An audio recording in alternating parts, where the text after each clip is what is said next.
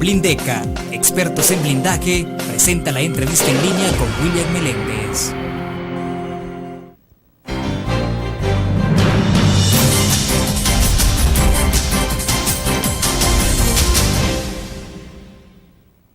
Gracias por acompañarnos en la entrevista en línea. Es un gusto que esté con nosotros a esta hora. Estamos transmitiendo en tiempo real desde la sala de redacción de La Prensa Gráfica. Saludos a los cibernautas que están con nosotros en el www.laprensagráfica.com. También a quienes nos ven a través de CCTV Canal 25 y 95 en cable. Y a nuestros compatriotas que nos sintonizan por Uniglow en el Canal 28 en Houston, Texas. Este día, la hora de la entrevista la dedicaremos a reflexionar sobre la aprobación del Presupuesto General de la Nación para 2011, que asciende a 4.503.5 millones de dólares. El debate político sobre este tema y el impacto de esta decisión sobre la inversión pública, desde luego. Y hablaremos además del estado de la economía al cierre de 2010 y a ver si nos alcanza para perspectivas de 2011. Está con nosotros en nuestros estudios Juan Héctor Vidal. Él es un reconocido economista de nuestro país y desde luego articulista de La Prensa Gráfica, es decir, estamos hablando con alguien de casa. Don Juan Héctor, un gusto. Gracias por la invitación, William, y un saludo muy cordial para su amplia y distinguida audiencia. Bueno, gracias. Don Juan Héctor, el Presupuesto General de la Nación fue aprobado más que en tiempo. Bueno, habitualmente la Asamblea se ha tardado incluso en algunos años. En el pasado se iban hasta enero con la discusión y obviamente entraba en ejecución el presupuesto del año anterior, pero el punto es que ahora, antes del mes del mandato establecido por la Constitución, los diputados se pusieron de acuerdo. A excepción de Arena, todos votaron a favor. ¿Esto es una buena señal para estimular la economía? Yo creo que sí.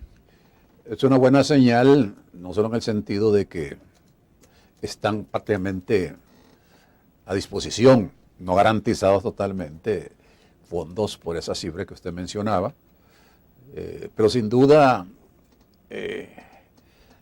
a pesar de que hubo una mayoría, todos los partidos de oposición prácticamente votaron, pues siempre resulta lamentable que un partido como Arena, que es la segunda fuerza política, no haya acompañado la votación. Habían puesto de condiciones, como se recordará, algunas cuestiones muy importantes. Por ejemplo, ponerle techo al endeudamiento, aprobar la ley de transparencia y acceso a la información pública, estimar mejor la forma o poner más claro la forma como se iban a repartir los imprevistos, que fue un tema que fue reconsiderado en el presupuesto del próximo año a raíz de la sentencia de la Sala Constitucional que declaraba inconstitucional las transferencias, ¿verdad? Sin aprobación legislativa. Y por último, una nueva forma de nombrar a los magistrados de la Corte de Cuentas, lo cual que son temas bien importantes. Este último para mí es crucial, creo yo que ahí es donde confluyen, como he dicho muchas veces, muchos de los problemas económicos, políticos y sociales y de transparencia que vive nuestro país. Últimamente ha puesto otra condición, o ha planteado la posibilidad de recurrir a la Corte Suprema de Justicia en busca de inconstitucionalidad. Pero yo francamente, y a juzgar por lo que se ha dicho, yo no creo que el argumento que están poniendo tenga un asidero legal, ni técnico, ni financiero, ni económico para que fuera aceptado por la sala, que en todo caso significaría prácticamente detener la marcha del presupuesto y claro, una admisión una admisión de la Corte implicaría que entrara en ejecución el presupuesto que se tiene de este año. Exactamente. Pero repito que el argumento que están planteando para mí no es válido, que la economía no va a crecer a 2.5.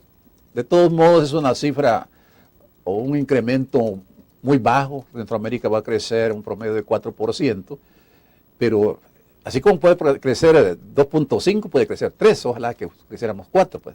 Pero no hay ningún sustento para invalidar que se ponga en marcha a partir del 1 de enero el presupuesto. Ahora, el presidente de la República decía que él notaba casi un intento de desestabilización de parte del Partido Arena, en tanto advertía de esa posibilidad de ir a la Corte Suprema de Justicia. Pero bueno, eso puede ser, en la democracia es aceptable. Pues ahí Arena tiene toda la facultad para recurrir, más allá de lo que la sala diga, bueno, o la Corte admite el recurso, y eso implica entonces detener el...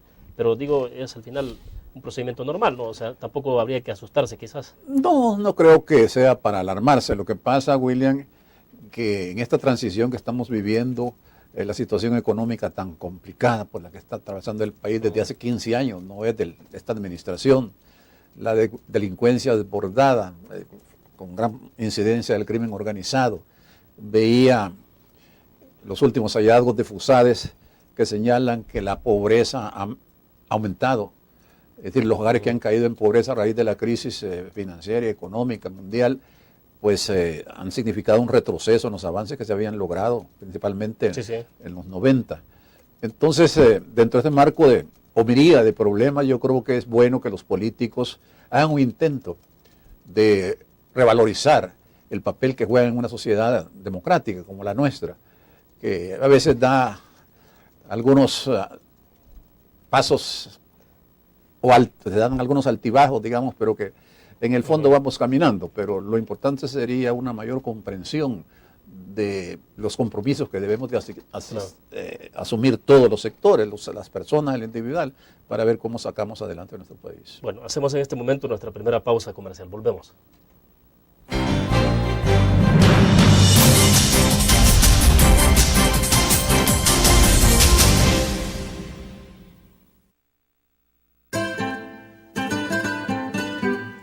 Exquisita comida, profesionalidad en el servicio y un ambiente agradable. Lo encuentra en Restaurante Mesón de Goya. Visítenos y saboree nuestra variedad de platillos. Le ofrecemos un amplio menú a la carta y atractivas promociones. Atendemos eventos sociales y empresariales. Para su comodidad, brindamos servicio de banquetes a domicilio.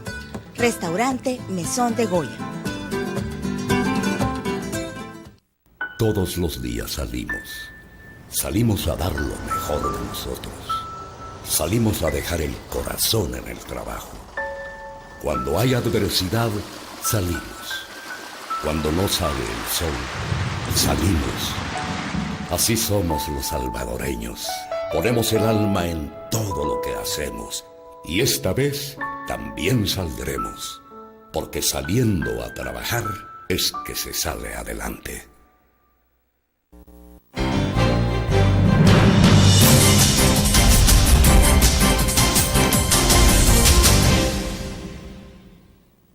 Juan Héctor Vidal, economista y articulista de la prensa gráfica, con nosotros en nuestros estudios.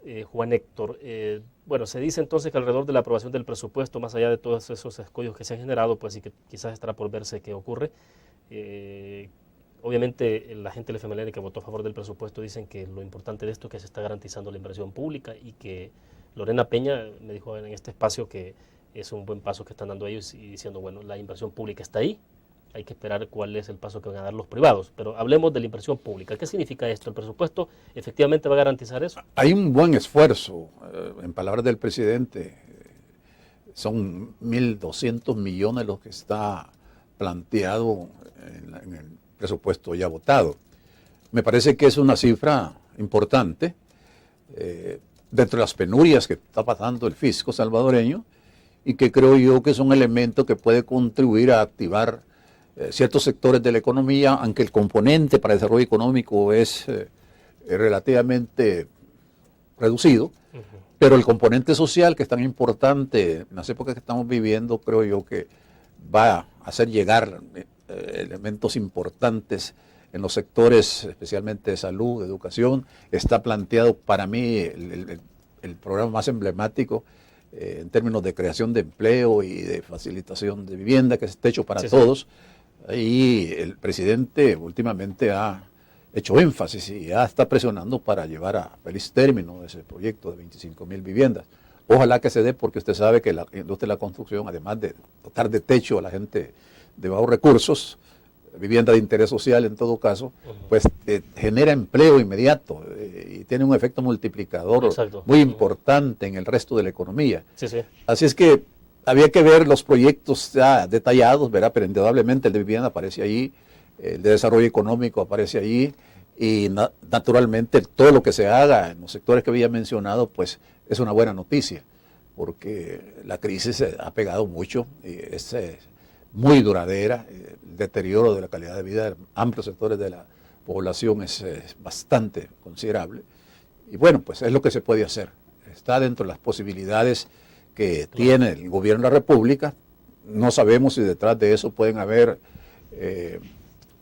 algunos campos no cubiertos. No pensamos que esté pensando tampoco el presidente en proponer alzas a los impuestos, porque definitivamente ese es un tema que hay que considerar, porque en todo caso significaría presionar más a la empresa privada, que ha estado cuestionando, digamos, la gestión del gobierno, señalando la poca transparencia y, por supuesto, a veces la eficiencia, porque no solo no le requiere, William, tener el dinero disponible, sino que tener una capacidad de ejecución.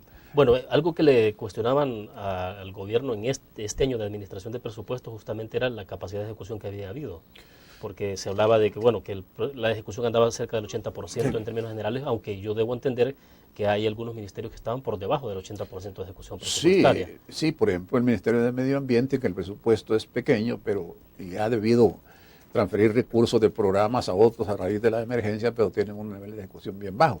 Pero donde se grafica mejor esta falta de capacidad, a pesar de que las demandas están ahí planteadas, en los recursos que recanalizaron a raíz de la tormenta Ida, 150 millones. Y si no estoy equivocado, a estas alturas tendremos una ejecución de un 15%, lo cual dice mucho de la falta de capacidad de respuesta ante problemas graves del país.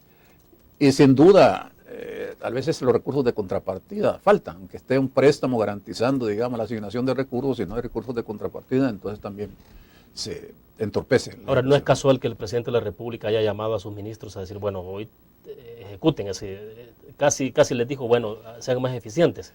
En otras palabras, pero había una especie de llamado, ¿no? Sí, ya no tienen excusa, Sí, porque es que no se entiende que teniendo la plata ahí no se pueden echar a andar los proyectos, o sea, en circunstancias especiales. Mire, y eso ha sido una tradición en la administración pública salvadoreña, en el gobierno central.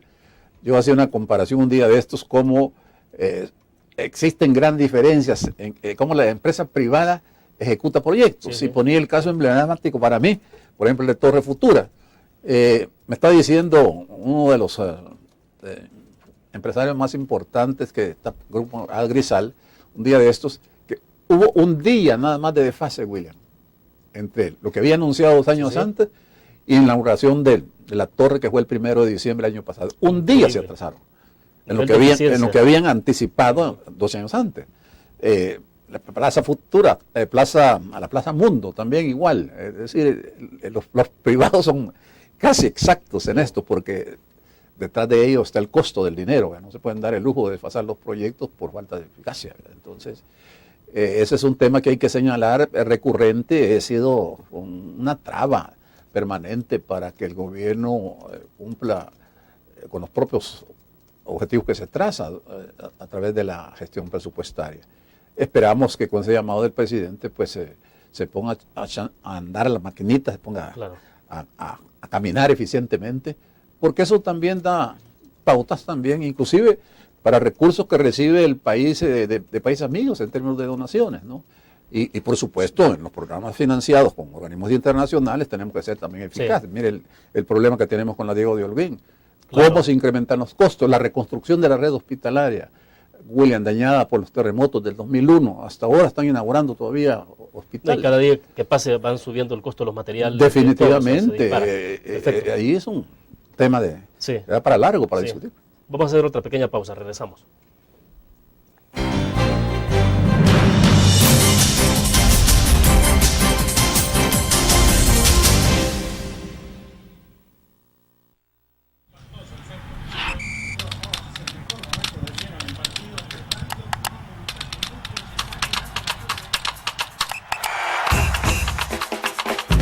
La emoción del deporte está en www.elgráfico.com.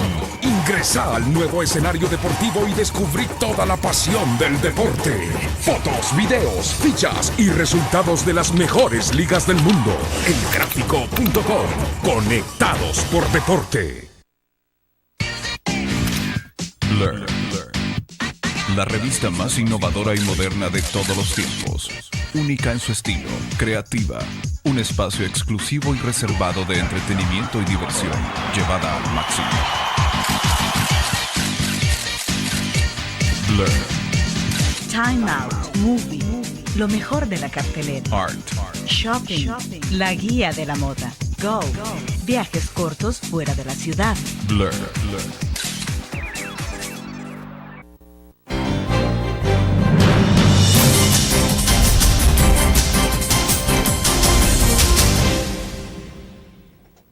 Don Juan Héctor, ¿será que la falta de experiencia de los funcionarios del actual gobierno en el manejo de la burocracia, eso los está complicando bastante?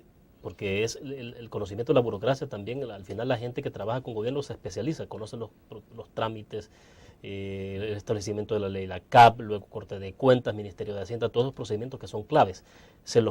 Pueden estar amenazados por desconocimiento burocrático. Es posible, aunque yo quisiera pensar, William, que en lo esencial y en general los cuadros gerenciales se han mantenido, no ha habido cambios importantes, es lo que quisiera pensar, que son los que llevan al día a día del trabajo de las diferentes unidades administrativas, ¿verdad?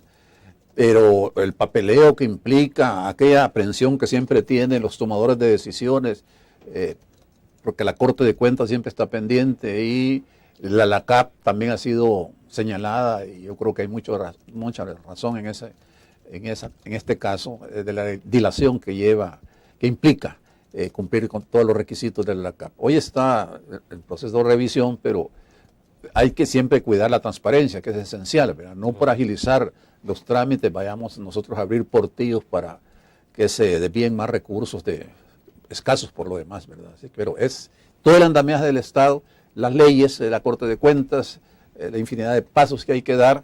Y cuando concurren, por ejemplo, en proyectos donde hasta proyectos públicos, por ejemplo, tienen que pasar, por ejemplo, por un Ministerio del Medio Ambiente, ¿verdad? Claro. Entonces, pero se necesita mayor coordinación, eso definitivamente. Coordinación no solo para el papeleo en sí, para la rutina, también coordinación al interior del gabinete económico para que todos estén en sintonía y que uno no atrase el desempeño de la mayoría de los demás, ¿verdad? O entrave toda la gestión del gobierno. O sea, es una máquina que tiene que operar como un reloj. Definitivamente, o sea, todos caminando para adelante. Y uno ve, pues hay ministros que son más efectivos, más eficientes. Están siempre en la jugada, como decimos en los salvadoreños, pero no todos caminan al mismo ritmo. Bueno, otro punto, del tema de deuda pública. Bueno, es un tema... ¿Es manejable la deuda pública todavía en estas circunstancias, Juan Héctor? Bueno, el problema es que si la economía no crece, el coeficiente se va a pasar, digamos, de lo que se considera razonable, un 50%. Ya hay estimaciones que si la economía solo crece el 1%, podríamos estar hablando de que puede pasar el 60% en relación al Producto Interno Bruto. Y esto ya es bastante considerable. Aquí la forma de entrampar eso es que la economía empiece a crecer más, porque eso también es importante a la raíz de la lupa con lo que nos están viendo las calificadoras de riesgo, eso son las que toman en cuenta los organismos internacionales y particularmente cuando se emiten títulos de deuda o se acude al crédito y se acude a los mercados internacionales de capitales, el riesgo país va aumentando. Entonces el premio que hay que pagar o la tasa de interés que hay que pagar, por ejemplo, por los bonos aumenta. Claro, entonces no solo crece la deuda, sino que el servicio de la misma, ¿verdad? Pero le puedo decir un dato, 2 años yo hice unos cálculos de los recursos que significaba ya el servicio de la deuda, el 7% para los municipios, el 6% para la Corte Suprema, el Poder Judicial, el órgano judicial, y también para las pensiones. Más del 65% de los ingresos tributarios se iban ya en esos gastos ineludibles, como decía un ministro de un gobierno anterior. Entonces quiere decir que el margen de maniobra que tiene el gobierno con sus propios recursos es bastante limitado. Y por eso hay que seguir acudiendo al endeudamiento. De todo modo, ningún país, ni los Estados Unidos, pueden vivir nada más o desempeñar la gestión pública solo con recursos propios. Lo que pasa es que hay países, por ejemplo, con Grecia, ellos tienen hoy en día 160% del PIB. Imagínense lo que significa eso. La deuda en relación al Producto Interno Bruto. Igual la situación está pasando, que está un poco más o menos niveles, está pasando Portugal, España, Irlanda, que fue un ejemplo de país en crecimiento y estaba dando la pauta, siempre lo mencionábamos los economistas. Hoy está en una crisis tremenda que puede tener una contaminación sistémica, como se le dice, y naturalmente eso, y aunque indirectamente a nosotros nos afecta también, porque hay mucha competencia por recursos escasos, ¿verdad? Ahora, creo que vamos a dedicar un segmento, y el que viene sería, Juan Héctor, para hablar un poco sobre las proyecciones de crecimiento, porque el presupuesto del próximo año está estimado sobre la base de un 2.5 de crecimiento. Entonces, a ver realmente qué implicaciones puede tener si no se alcanza ese 2.5 de acuerdo a la proyección gubernamental. Vamos a la pausa.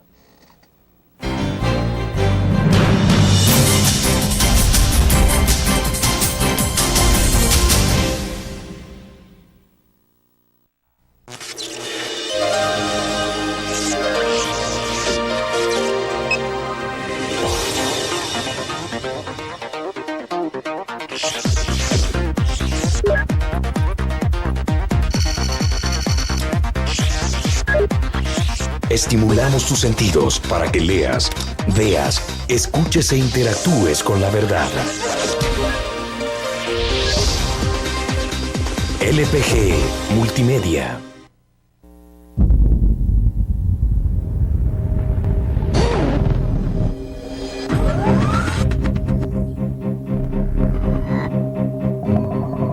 El inicio de una estrategia financiera desde los negocios y la actividad económica hacia toda Centroamérica. El Economista Regional, una revista especializada donde encuentras el panorama empresarial y los principales movimientos financieros. El Economista, el modelo regional de información económica.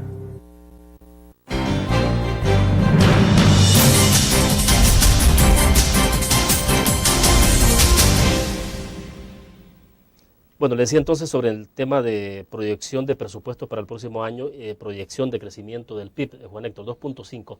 ¿Será que está ajustado o puede ser sobredimensionado ese porcentaje? Yo creo que es una aspiración, ¿verdad?, dentro de este entrampamiento que tiene la economía de hace muchos años. Algunos lo ven un poco difícil, y si no se logra esa tasa de crecimiento, que por lo demás estaría siempre en la saga El Salvador en el contexto latinoamericano, bueno, entonces se complica la ejecución del presupuesto. Claro. El coeficiente deuda-PIB pues, va a subir, indudablemente subiría. Ya le mencionaba que anticipaba, por ejemplo, con un escenario de 1%, llegaría al 62% ese coeficiente. Por otro lado, hay que recordar que el país tiene un convenio precautorio con el Fondo Monetario Internacional, o stand-by, como se dice en la jerga más común, donde ha asumido compromisos de reducir, por ejemplo, el gasto corriente en relación al Producto Interno Bruto, incrementar la carga tributaria por unos 2 puntos más o menos, y por supuesto tener bajo control el déficit fiscal. ¿Cómo se logrará eso? Ese es lo difícil, porque también detrás de esa meta de crecimiento del 2.5%, sin duda está la expectativa que la empresa privada va a retomar con ímpetu renovados sus proyectos de inversión, ¿no? El problema también que se da ahí en el caso del sector privado, que es por excelencia el motor de crecimiento de cualquier economía, es que el acceso al crédito bancario, especialmente aquel que está ligado a capital de riesgo, a proyectos de inversión, es muy escaso. Y si están los recursos ahí, los bancos son muy cautelosos. Después de la crisis de esta que se inició en el 2007 y lo que está pasando en Europa, ellos son muy cautelosos, pero entonces ¿por dónde se entrampar el problema? Sí, porque el presidente ha dicho que no va a cargar los impuestos sobre las espaldas de los pobres, es decir, la crisis no se la va a trasladar a los pobres, entonces eso implica que no habría quizás incremento de IVA, de impuesto a la renta tampoco. Yo he entendido que no va a haber incremento en el impuesto al valor agregado, inclusive ese proyecto que tenía de poner un impuesto específico al gran capital, como se le dio en llamar, por la seguridad. Para la seguridad, pues parece ser que ha habido un replanteamiento, ¿no? Porque ahí también creó roces innecesarios con la empresa privada. Y entonces, ahora cuando se necesita tenerlo como aliado, creo yo que cargarle demasiado a los mismos contribuyentes, pues no es lo conducente para salir de este entrampamiento fiscal y de lento crecimiento. Ahora, Juan Héctor, siempre se ha hablado de cómo aumentar la base tributaria, es decir, la incorporación del sector informal, pero esa es una discusión por años y al final yo creo que nadie se atreve a dar ese paso. ¿Cómo lograr? ¿Será que es muy difícil por por las cuestiones técnicas de cómo incorporar este sector o es muy difícil por el temor político que se tiene incluso? Yo diría que los elementos técnicos están en otros países que han desarrollado en este campo experiencias notables, el caso de Chile. Claro, la Cámara de claro. Comercio por años ha planteado un esquema de pago fácil, ¿verdad?, para los pequeños, potenciales pequeños contribuyentes. Y se puede hacer en base a estimados de las ventas que tienen, ¿verdad?, sin que tengan necesariamente que recurrir a documentación formal o una contabilidad formal. Y sí, yo creo que entre los informales no creamos, son nuestras personas que están nada más ahí vendiendo en las aceras de la capital o en los parques. Detrás de ese el concepto de ese sector ahí hay grandes negocios que se mueven y que eluden toda posibilidad del fisco para, digamos, hacerlos sujetos de impuestos. Pero Ahora, hay que trabajar en esa. Ajá. Hay que trabajar en eso y, por supuesto, seguir mejorando la administración tributaria para cerrar todavía todos esos portillos que todavía existen, a través de la ilusión, la evasión, el contrabando, que se señala, por ejemplo, en el impuesto al valor agregado, casi un 40% que se elude o sencillamente hay un no pago directo, no cumplimiento de las responsabilidades tributarias, Bueno, una evasión directa. En las gasolineras, en las distribuidoras, todavía le siguen preguntando al cliente si quiere ticket, si quiere factura, y eso no debería ocurrir, o sea, simplemente deberían de emitir una factura y punto. Mire, William, no solo en las gasolineras, en las grandes cadenas de supermercados. Eso lo dice alguien que atiende personalmente sus compras para el hogar, ¿verdad? Sí, sí. Y siempre están preguntando, ¿quiere factura o quiere ticket nada más? Ya ahí hay un vacío que puede dar lugar a una evasión directa. Es decir, ahí con el problema que se quedan con el impuesto al valor agregado. No solo no lo pagan, sino que se quedan con él. Y ese es delito que debería estar penado, pero fuertemente. Y el contrabando sabemos que sigue campante también, ¿verdad? Y lo mismo del impuesto sobre la renta. Y ahí surge el tema de la declaración de patrimonio que se había planteado y que eso sí, sin duda va. Lo dejamos ese punto para el siguiente segmento, que sí me interesa, porque ya entramos a ver un poco de cuáles son los elementos que han tensionado de alguna forma la relación del presidente Funes con el sector privado del país. Volvemos.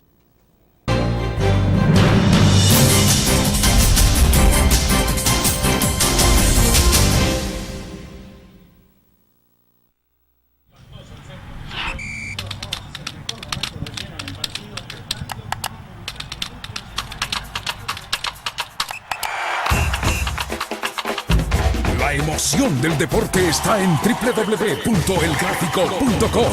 Ingresa al nuevo escenario deportivo y descubrí toda la pasión del deporte. Fotos, videos, fichas y resultados de las mejores ligas del mundo. Elgráfico.com. Conectados por deporte. Learn. La revista más innovadora y moderna de todos los tiempos. Única en su estilo, creativa. Un espacio exclusivo y reservado de entretenimiento y diversión, llevada al máximo. Blur. Time Out, Movie, lo mejor de la cartelera. Art. Shopping, la guía de la moda. Go, viajes cortos fuera de la ciudad. Blur.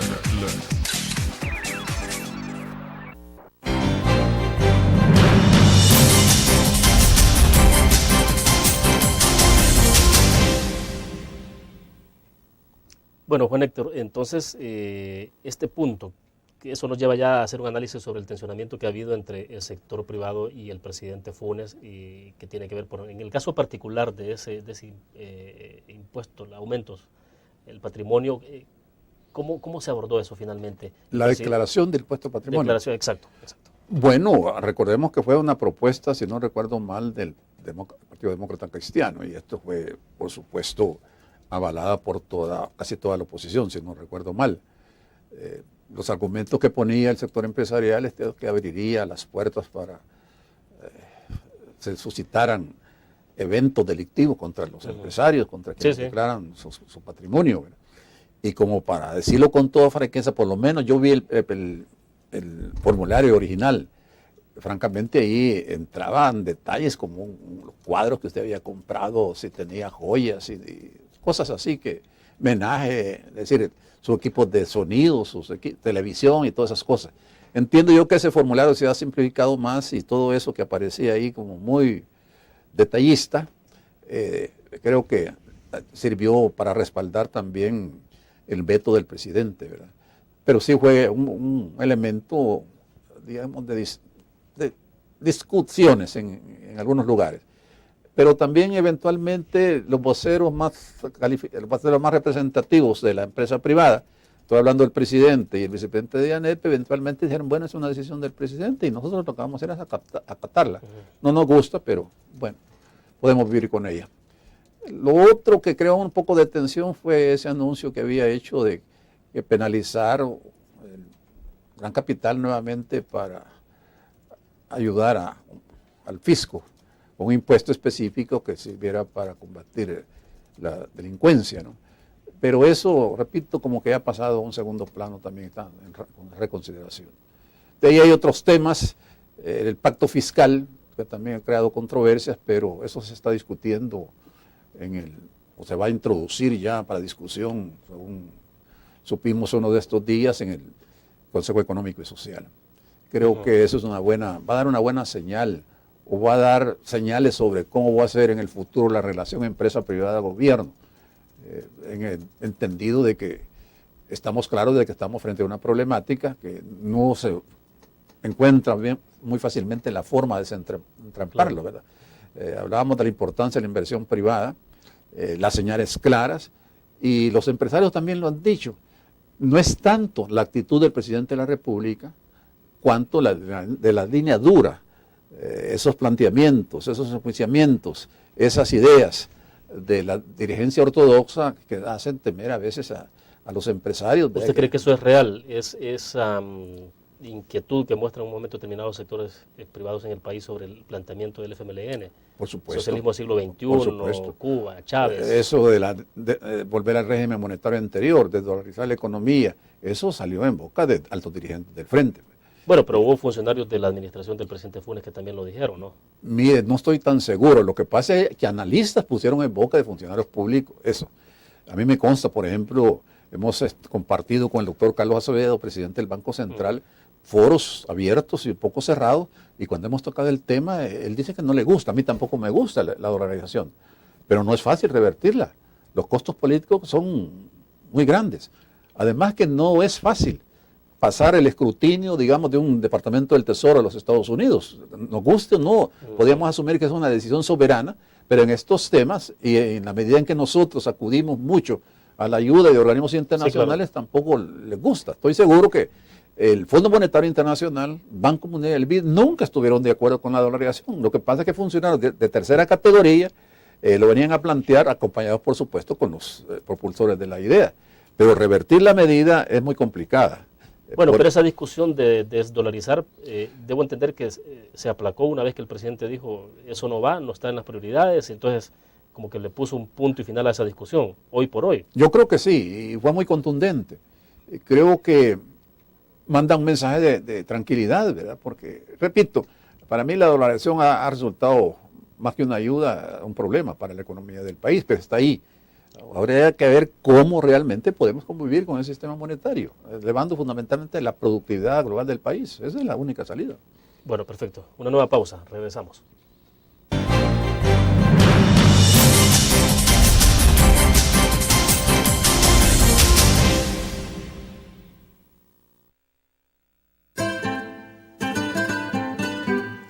Exquisita comida, profesionalidad en el servicio y un ambiente agradable.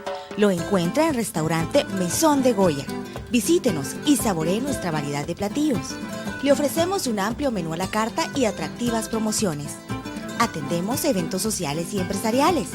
Para su comodidad, brindamos servicio de banquetes a domicilio. Restaurante Mesón de Goya. Todos los días salimos. Salimos a dar lo mejor de nosotros. Salimos a dejar el corazón en el trabajo. Cuando hay adversidad, salimos. Cuando no sale el sol, salimos. Así somos los salvadoreños. Ponemos el alma en todo lo que hacemos Y esta vez también saldremos, porque saliendo a trabajar es que se sale adelante.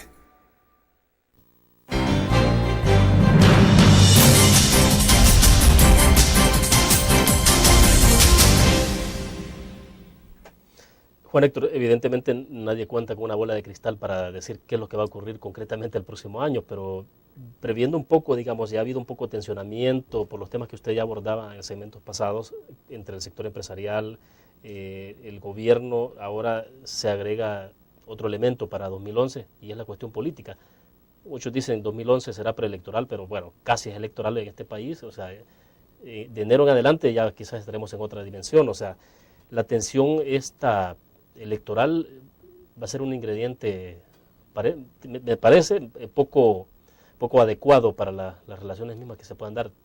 Sí, las grandes decisiones de política pública creo que se debían de haber tomado durante el primer año de gestión, o digamos estos 6 meses, un año y medio, porque como usted bien señala, entramos a una dinámica electoral que sin duda va a estar muy complicada. Y dependiendo cómo se comporte la oposición y que tal vez dé algunas señales de un cambio nuevamente en la gestión del gobierno, pues así va a estar también la disponibilidad de los empresarios a seguirle apostando al país. Hoy en día las grandes debilidades que exhibe la economía es la escasa inversión privada y pública, que no llega ni al 15%, cuando deberíamos de estar en coeficientes de un 20%. Entonces, es sintomático que en otros países, en Centroamérica, se estén planteando escenarios de crecimiento mucho más halagüeños que el nuestro. Incluso Nicaragua, Honduras. Sí, nos llevan la delantera, inclusive en materia de inversión extranjera. Imagínense Pero que... uno se pregunta qué está pasando en esos países que no está pasando en El Salvador. O sea, Sí, pues se supone que nosotros hemos tenido un manejo macroeconómico más sensato que el de ellos, ¿verdad? Tenemos bajo control, o teníamos bajo control la cuestión fiscal. Tenemos un desbalance crónico también en el sector externo, lo cual complica el panorama. Nuevamente aquí la tabla de salvación van a ser las remesas familiares que a su vez, y las exportaciones autónomas que a su vez están ligadas a una recuperación de la economía de ese país, ¿verdad? Y por supuesto que Centroamérica siga creciendo a las tasas que ha crecido en los últimos años, porque se ha convertido en un mercado muy importante para los exportadores, principalmente las originadas en el sector industrial. Había que ver qué es lo que va a pasar, William, en Europa, porque esta economía global, así como tiene efectos positivos importantes en el desempeño de las economías, también tiene efectos perniciosos, ¿verdad? Un efecto sistémico de la crisis financiera y fiscal que están soportando esos países, varios países, los más pequeños de la Unión Europea, puede de alguna manera restringirnos a nosotros el acceso a los mercados de capitales, como sugería anteriormente. Allí, nuevamente, América Latina sí va a crecer mucho, pero ¿y de qué nos sirve a nosotros? Que América Latina, los grandes países exportadores de materias primas, y nosotros no tenemos, bueno, que hay buenas señales, por ejemplo, en materia de azúcar y café, pero tampoco son rubros que pueden sacarnos del lento crecimiento en que estamos hundidos, ¿verdad? Así es que hay que esperar un ambiente político electoral un poco calmado dentro de lo que permiten las circunstancias, porque si no, la paralización de la inversión privada va a seguir siendo un elemento de retranca para el crecimiento económico. Ahora, en esto va a ser importante la actitud de los dos partidos mayoritarios, Arena y FMLN. Arena hoy está en el papel de oposición que no había experimentado en 20 años, el FMLN está en gobierno. ¿Usted cree que ese hecho mismo le puede dar un poco más de madurez y decir, bueno, aquí por cuestiones de país hay que tratar esta campaña electoral un poco en otra dimensión? Eso sería lo ideal, porque los partidos mayoritarios, los que dominan el escenario político del país, creo que deben de ser un poco más consecuentes con los grandes objetivos nacionales, ¿no? Eso es fácil decirlo, pero en los hechos es muy difícil lograrlo, porque el llamativo es siempre el poder. Eso es lo que está detrás de las actitudes de las grandes fuerzas políticas y aquí en todas partes. Hacer un llamado a la unidad nacional, como lo planteaba desde el principio el presidente Funes, yo creo que es fundamental.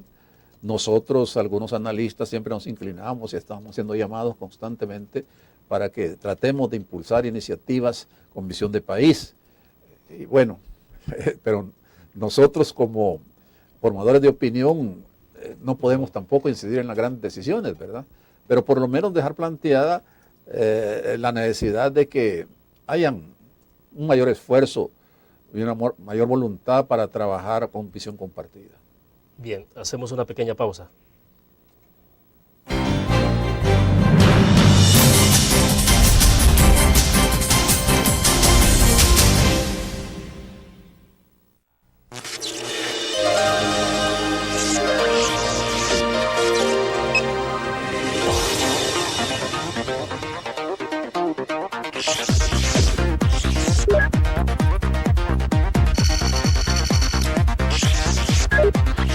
Estimulamos tus sentidos para que leas, veas, escuches e interactúes con la verdad. LPG Multimedia.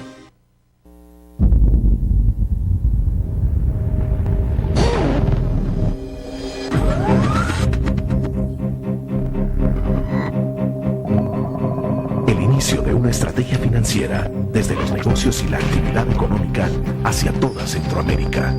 El Economista Regional, una revista especializada donde encuentras el panorama empresarial y los principales movimientos financieros. El Economista, el modelo regional de información económica.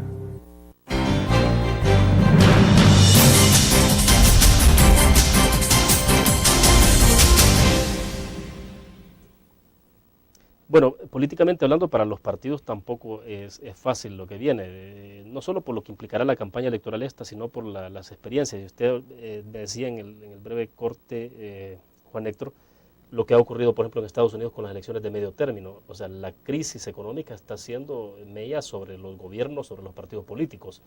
O sea, 2011 entonces, en medio de todo esto, se perfila bastante complejo, ¿no? Sí, yo creo que, bueno, nosotros hablamos de partidos políticos y la contraparte son los electores, ¿verdad? Yo creo que a veces los ciudadanos somos un poco inconsecuentes con temas como, por ejemplo, la economía que heredó el presidente Funes. Un deterioro que se remonta a 1996, William. Son 15 años de lento crecimiento, de pérdida de empleos y de constante flujo de compatriotas al exterior, cada vez con mayores dificultades, pero siempre con la esperanza de que ya alguna vez se asienta en ese país del norte, Estados Unidos, vienen las remesas familiares que son las que nos mantienen, permiten mantener medio flotando la economía, como ha sido la situación en estos últimos años. Entonces, creo que había que ver también quién se va a ir perfilando, más que del lado de Arena o de la oposición, ahora, quién se va a ir perfilando como posible candidato del FMLN.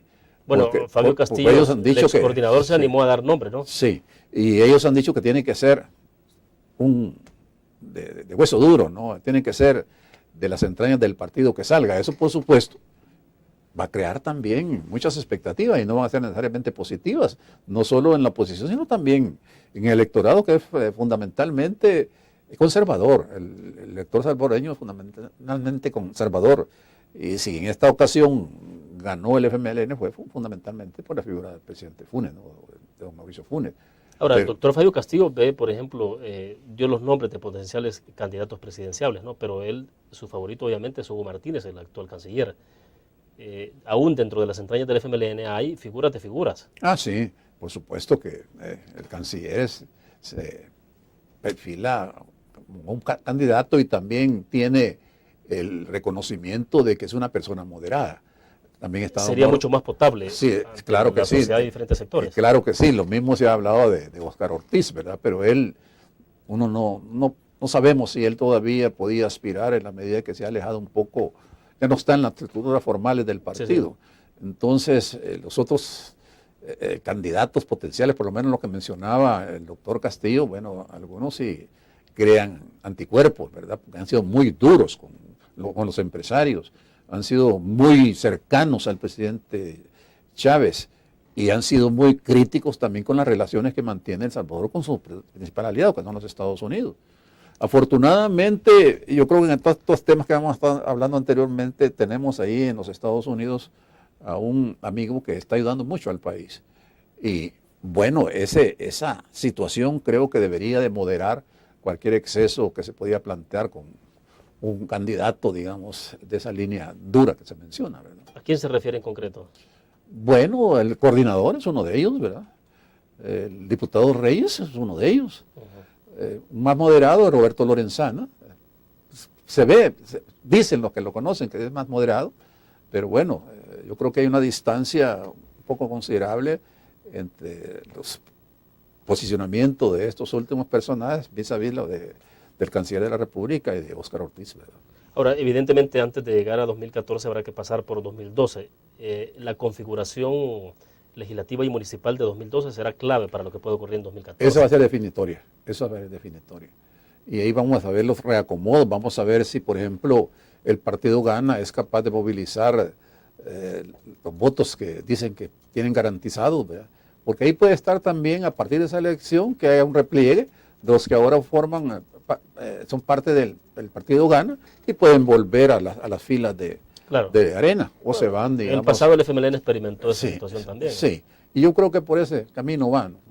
Yo creo que independientemente de cómo viene esa decisión y de cara a la posibilidad de que el Frente nuevamente gane, dependiendo del candidato, bueno, yo creo que la derecha debería de unirse, como ha ocurrido en otros países, y no va a ocurrir como en Nicaragua, porque por los pleitos del señor Alemán, ¿verdad?, que se alió prácticamente con Ortega, fue que el Partido Liberal perdió las elecciones pasadas.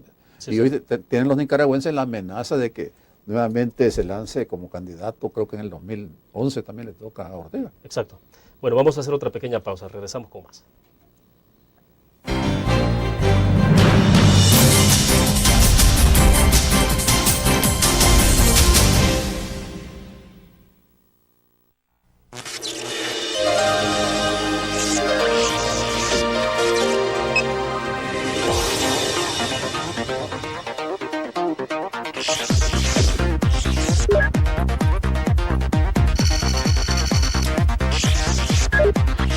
Estimulamos tus sentidos para que leas, veas, escuches e interactúes con la verdad.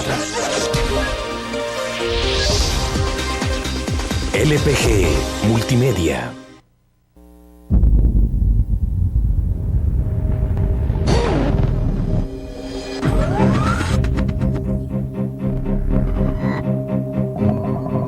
El inicio de una estrategia financiera desde los negocios y la actividad económica hacia toda Centroamérica. El Economista Regional, una revista especializada donde encuentras el panorama empresarial y los principales movimientos financieros. El Economista, el modelo regional de información económica.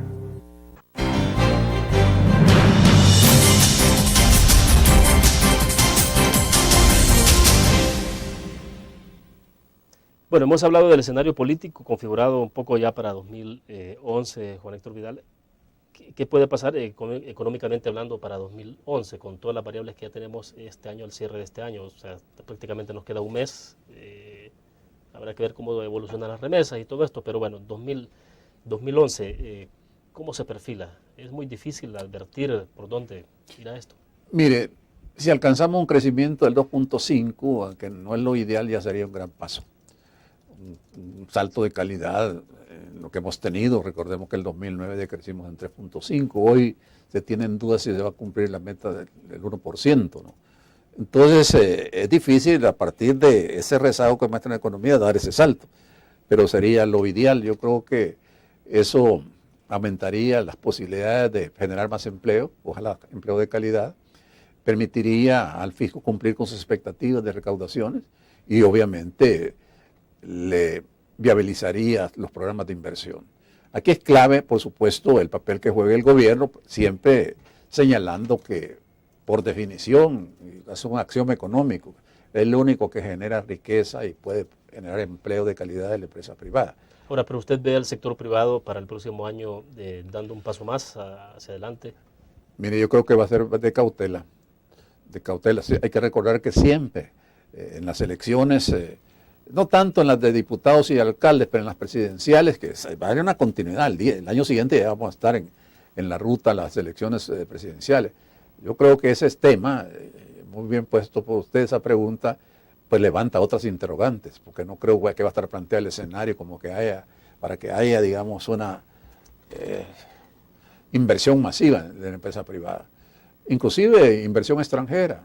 Aquí hay que decirlo también con cierta tristeza, que El Salvador también en este plano va a la saga en Centroamérica y en América Latina.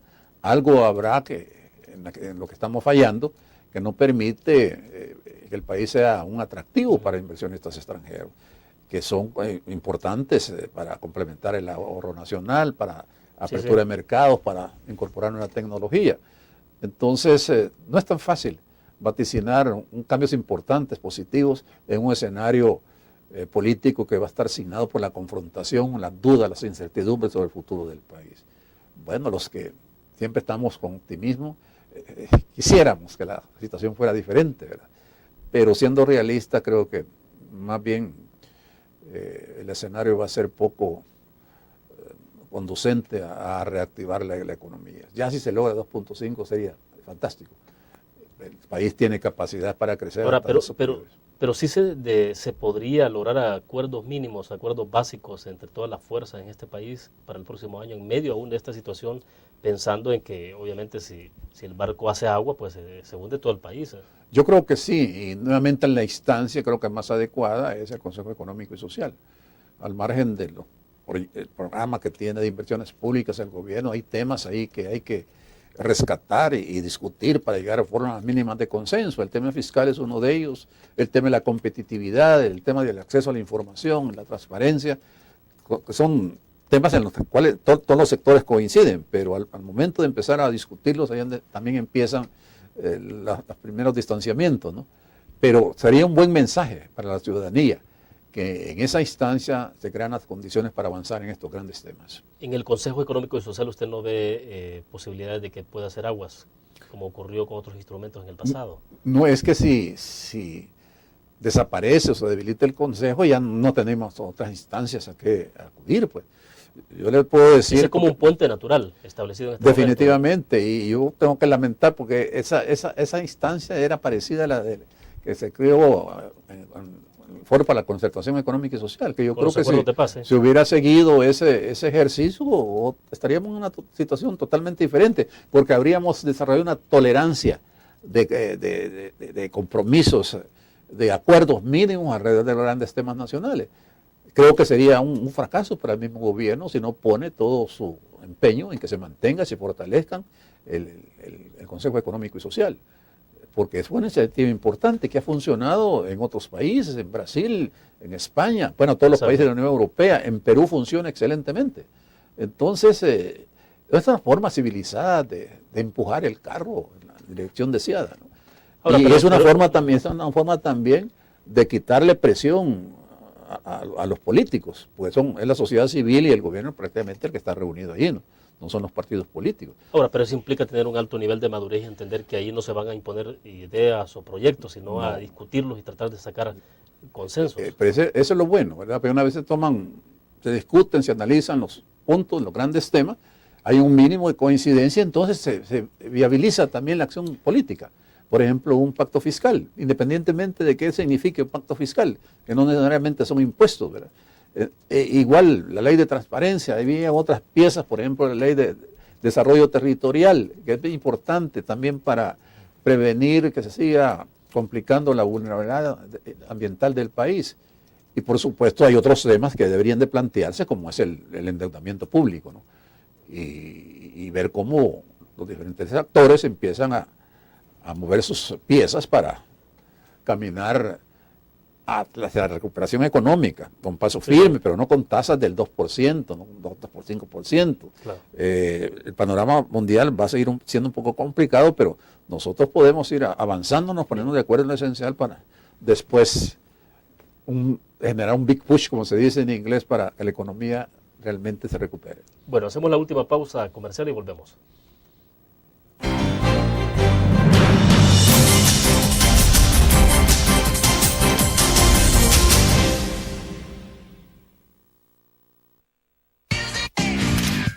Learn. La revista más innovadora y moderna de todos los tiempos. Única en su estilo, creativa. Un espacio exclusivo y reservado de entretenimiento y diversión, llevada al máximo. Blur. Time Out Movie. Lo mejor de la cartelera. Art. Shopping. La guía de la moda. Go. Viajes cortos fuera de la ciudad. Blur.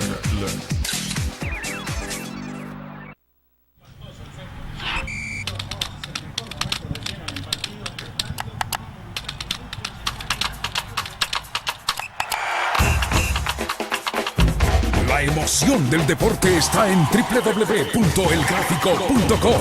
Ingresa al nuevo escenario deportivo y descubrí toda la pasión del deporte. Fotos, videos, fichas y resultados de las mejores ligas del mundo. Elgráfico.com. Conectados por deporte.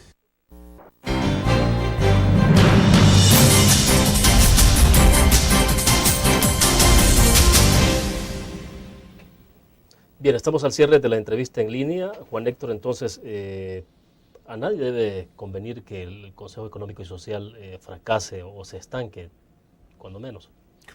Yo creo que no. Nuevamente, jugar por las experiencias de otros países, son los mecanismos civilizados para viabilizar las grandes decisiones, ¿no? Y me parece que sería un traspiés político que ni al mismo presidente le conviene. Porque él, a pesar de que la idea no es nueva, surgió en los primeros senades conducidos por ANEP, pero es el presidente Funes el que lo echó a andar. Pero ya tenemos más de un año en este ejercicio y no vemos que se haya avanzado mucho. Por experiencia que yo tuve en el foro para la concertación económica y social que crea un acuerdo de paz, le puedo decir, William, que es muy costoso, es muy difícil ponerse de acuerdo inclusive en las agendas, ¿verdad? Pasamos nosotros discutiendo por meses, pero definitivamente con ese año y fracción que estuvimos también nos dio la suficiente experiencia para decir de manera contundente qué es el tipo de instancias, de mecanismos que requiere el país para tratar de avanzar, ¿verdad?, en la protección social, en la protección económica, concretamente en las cuestiones fiscales, en los temas de seguridad, de medio ambiente. Yo lamentaría mucho que no que desaparezca, que quede estancado y no avance, porque igual hay un descrédito para esa iniciativa, ¿no? Yo esperaría también madurez ahí de los diferentes actores, ¿verdad?, tanto empresariales, el mismo gobierno y por supuesto la sociedad civil que está involucrada en el Consejo. ¿Hay algunas iniciativas en lo inmediato en las que ellos podrían, el CES podría dar sus primeros frutos? El primero es ese, el pacto fiscal, que el presidente Funes, un día de esto lo dijo claramente, que le iba a dar indicaciones al secretario técnico de la presidencia, al doctor Segovia, que ya lo metiera. Pero nuevamente aquí es cuestión de que también los empresarios, hay que recordar, el presidente de ANEP puso como condición para empezar a hablar del pacto fiscal que el tema se discutiera precisamente en el Consejo Económico y Social. Y si podemos avanzar solo en el tema fiscal, ya sería un gran paso, porque ahí podrían limarse muchas asperezas y aquel distanciamiento que la población ve entre el gobierno y la empresa privada, pues empezaría tal vez a minimizarse. Bueno, entonces para cerrar, Juan Héctor, usted siempre es optimista. Yo soy optimista, porque creo que los salvadoreños tenemos una reserva moral cuando estamos en problemas bien agudos. Siempre nos sale ese carácter de la actividad del salvadoreño en general. Y estoy seguro que nosotros vamos a sacar adelante al país, todos poniendo lo que nos corresponde, con voluntad, con un genuino interés en función de los objetivos nacionales. Creo que se puede lograr. Es lo menos que podemos hacer, porque hay señales ahí un poco digamos que no dan espacio, ¿verdad?, para tener mucho optimismo. Hay declaraciones de algunos funcionarios que creen que el barco podría estarse hundiendo, pues no debemos dejar que se hunda. Y eso no de funcionarios públicos, también veía un analista económico muy ligado a Arena que también decía que el barco se está hundiendo. Ya como que coinciden en ese drama, ¿verdad? Pues no dejamos que se hunda. Pues hay que hacer algo antes de que se hunda. Definitivamente. Bueno, le agradezco que haya compartido con nosotros. Muy Gracias a usted, Willy, nuevamente una felicitación por su programa. Esta es la buena oportunidad para dejarles una feliz Navidad. Claro. No sé si nos vamos a ver antes de Navidad, pero le deseo a usted, a todos los amigos de la prensa gráfica, por supuesto, a su estimable audiencia. Bueno, gracias, Juan Héctor, muy gentil. Bien, terminamos de esta manera la entrevista en línea. Gracias por su fiel sintonía.